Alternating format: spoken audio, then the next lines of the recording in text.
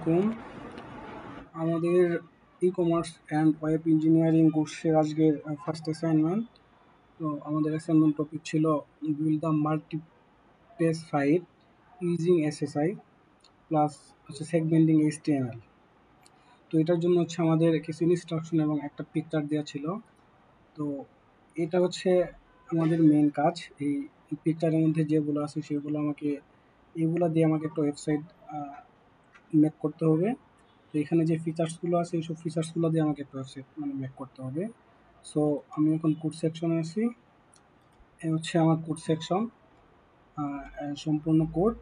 তো এখানে কি করছি আমি অনেক যতগুলা আইটেম আছে সেখানে আমি ততগুলো ফাইল এখানে ক্রিয়েট করছি, ততগুলো ফাইল আমি নিছি। প্রত্যেকটা ফাইলের মধ্যে ইউনিকভাবে কাজ করছি আর ইমেজ নিছি। সো এখন আমি আউটপুট দেখি আসলে এখানে কি আউটপুটটা আসে, আমার কোডটা ভালোভাবে রান করে কিনা। সো আউটপুটে গেলে আমার এরকম একটা ফিচার্স আসতেছে। এখানে এটাকে আমি লোগো হিসাবে ইউজ করছি, আর এখানে যে আইটেমগুলো ছিল সেগুলো আমি করছি।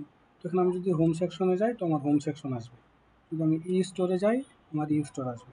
এখানে মেইন জায়গা এখানে আমার ফুটার যে সেকশনটা আছে, মানে প্রত্যেকটা পেজে গেলে আমাকে ফুটার সেকশনটা দেখাবে এবং এই হেডার সেকশনটা দেখাবে।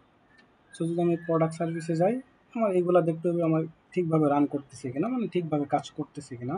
দেন আমি আবার হোম সেকশনে চলে আসলাম। এখন যদি আমি এই প্রোডাক্ট ক্যাটাগরিসে যাই তো সেমভাবে আমার আসতেছে। তো সবগুলো আমাকে ঠিকভাবে কাজ করতেছে কিনা এটা আমার দেখার মূল বিষয়। তো সবগুলো আমার ঠিকভাবে কাজ করতেছে।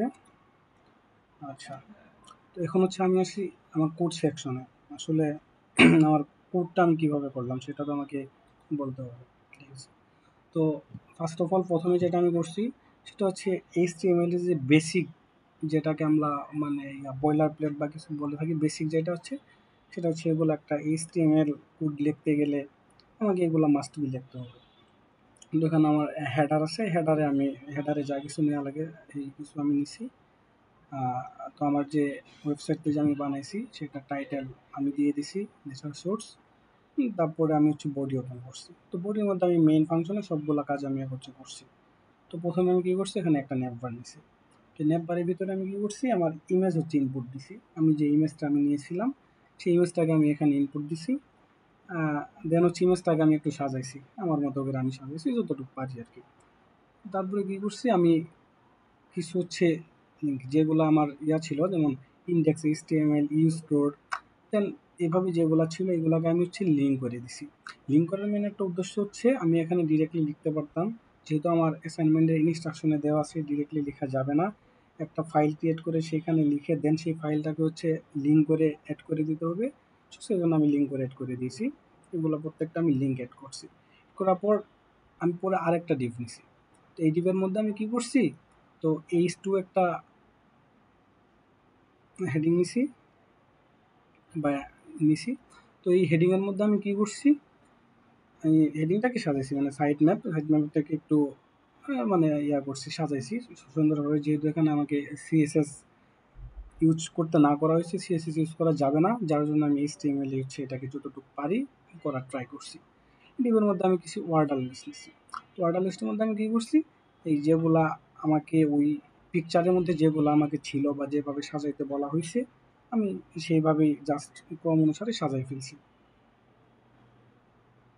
হ্যাঁ, সাজানোর পর লাস্টের দিকে কী আমার ফুটারের কাজ। তো ফুটারের কাজ আমি করতেছি। ফুটারের কাজ যেগুলো আমাকে যেভাবে ইনস্ট্রাকশন করা দেওয়া ছিল সেভাবে আমি ফুটারের কাজগুলো করছি, টুকটাক আমার মতো করে সাজাই দিচ্ছি। তো ওখানে আমি প্রত্যেকটা কাজ কী করছি, একটার সাথে লিঙ্ক করে দিচ্ছি। তো আমি যদি এখন যাই অ্যাবাউটে যাই, তাহলে দেখা গেছে যে আমি অ্যাবাউটে কী করছি, আমার হেডার আর ফুটারটা আমি সেম রাখছি, কারণ আমাকে বলা হয়েছে আমি যে পেজে যাই না কেন আমার হেডার এবং ফুটার সেম থাকবে, যা সেই পেজের কন্টেন্টগুলো দেখাবে। তো হেডার এবং ফুটার আমি সেম রাখছি, জাস্ট এখানে পেজটা আমি অ্যাড করে নিছি। সেমভাবে সবগুলাই যদি আমি যে লোকেশনে যাই সেমভাবে সব কিছু, আর বাকিগুলো সেমভাবে এইভাবে করা হয়েছে।